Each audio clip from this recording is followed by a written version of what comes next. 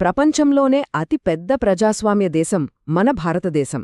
మరి ఇంత పెద్ద దేశంలో ప్రభుత్వానికి నాయకత్వం వహించేది ఎవరు?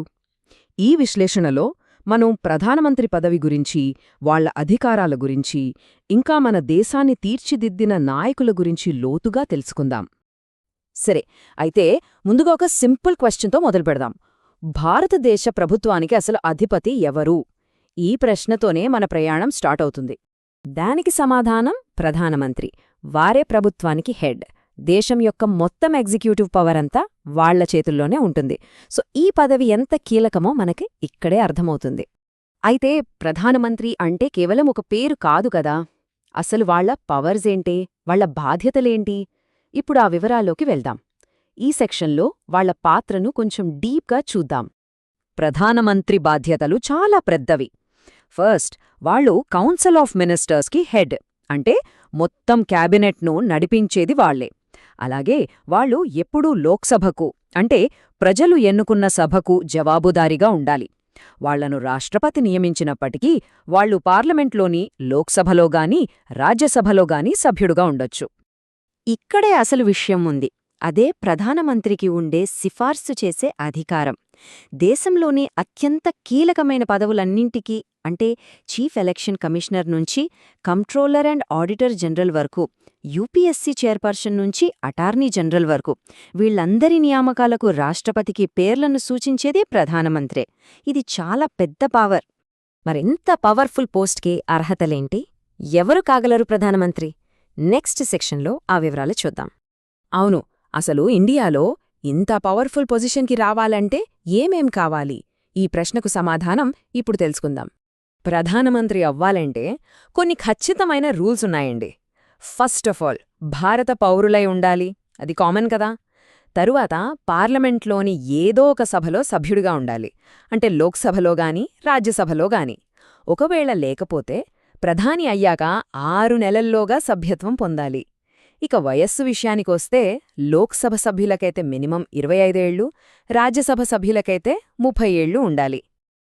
అయినా ఇందాక లాభదాయక పదవి అని ఒక మాట వచ్చింది కదా, దాని అర్థమేంటంటే ప్రభుత్వం నుంచి జీతంగాని ఇతర ప్రయోజనాలను గాని పొందే ఏ పదవైనా సరే. అంటే కాన్ఫ్లిక్ట్ ఆఫ్ ఇంట్రెస్ట్ ఉండకూడదనమాట.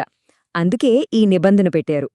ఇంత పెద్ద బాధ్యత, మరి జీతం ఎంతుంటుంది అని అందరికీ ఒక క్యూరియాసిటీ ఉంటుంది. ప్రస్తుతమైతే మన భారత ప్రధానమంత్రి నెలసరి జీతం సుమారుగా 2,80,000 రూపాయలు. సరే, ఇప్పుడు కొంచెం వెనక్కి వెళ్దాం, మన చరిత్రలోకి.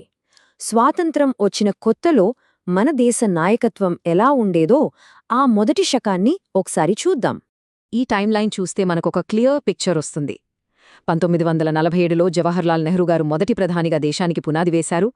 ఆయన తర్వాత లాల్ బహదూర్ శాస్త్రిగారు హరిత విప్లవానికి నాంది పలికారు. ఇక ఆ తర్వాత 1966లో ఇందిరాగాంధీగారు దేశం మొదటి మహిళా ప్రధానిగా ఒక కొత్త చరిత్రను సృష్టించారు. ఒక్కసారి ఈ నంబర్ చూడండి.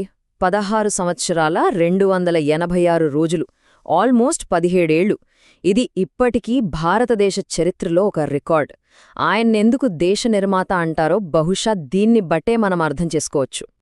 ఇక ఇందిరాగాంధీ విషయానికొస్తే ఆమె మొదటి టర్మ్లో దేశం చాలా పెద్ద మార్పులు చూసింది.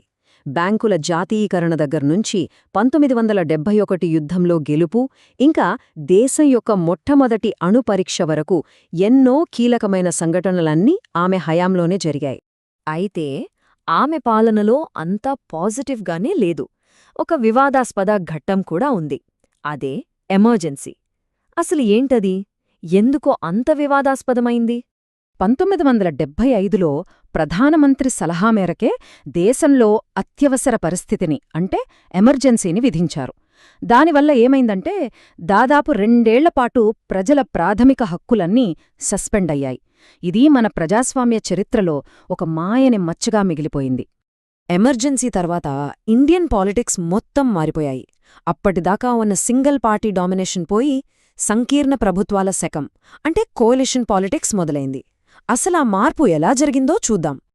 ఒక్కసారి ఈ టేబుల్ చూస్తే మనకు క్లియర్గా అర్థమవుతుంది. కొన్ని దశాబ్దాల పాటు భారత జాతీయ కాంగ్రెస్ పార్టీదే హవా. మిగతా పార్టీలతో పోలిస్తే వాళ్ల పాలన చాలా చాలా ఎక్కువ కాలం సాగింది. కానీ ఆ తర్వాత సీన్ కంప్లీట్గా రివర్స్ అయింది. ఈ టేబుల్ చూడండి, పదవీ కాలాలు తగ్గిపోయాయి, ప్రధానులు మారుతూ వచ్చారు. ఎందుకంటే ప్రాంతీయ పార్టీలు బలంగా తయారయ్యాయి. దీంతో ఏ ఒక్క పార్టీకి పూర్తి మెజారిటీ రావడం కష్టమైపోయింది. అప్పుడే ఇండియాలో సంకీర్ణ ప్రభుత్వాల శకం మొదలైంది. ఈ రాజకీయ మార్పుల మధ్యలోనే ఒక యంగ్ లీడర్ ప్రధాని అయ్యారు. కేవలం 40 ఏళ్ల వయసులో రాజీవ్ గాంధీ. తన తల్లి ఇందిరాగాంధీ హత్య తర్వాత ప్రధానిగా బాధ్యతలు తీసుకున్నారు.